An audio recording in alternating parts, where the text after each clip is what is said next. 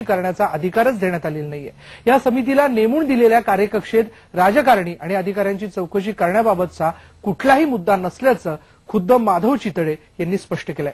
त्यांनी विधान परिषदेचे विरोधी पक्षनेते विनोद तावडे यांना पत्र लिहून ही बाब कळवली आहे। गेल्या वर्षी 16 डिसेंबरला सिंचनाची माधव चितळे यांच्या अध्यक्षतेखाली स्थापन करण्यात आली होती ही समिती।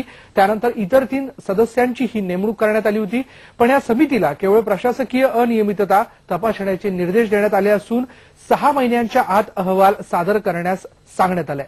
दरम्यान राजकारणी आणि अधिकाऱ्यांची चौकशी होणार नसेल तर कोर्टात जाण्याचा इशारा विरोधकांनी दिलाय। याचबद्दल बोललोय आम्ही विधान परिषदेचे विरोधी पक्षनेते विनोद तावडे यांच्याशी।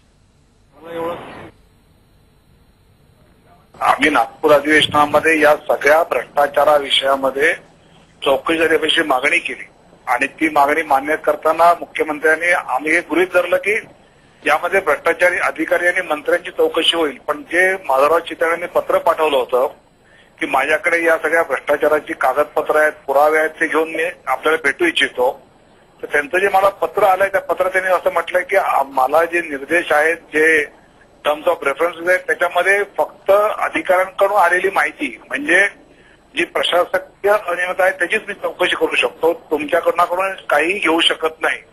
असं जर असेल तर मला असं वाटतं की माझ्या चौकशीचा फार्स आहे, नावाला चौकशी होणार आहे। मुख्यमंत्र्यांना या भ्रष्टाचाराला पाठीशी घालायचा असा याचा अर्थ निघतो आणि म्हणून मी मुख्यमंत्र्यांना विनंती करणार आहे की तुम्ही टर्म्स ऑफ रेफरन्स बदला।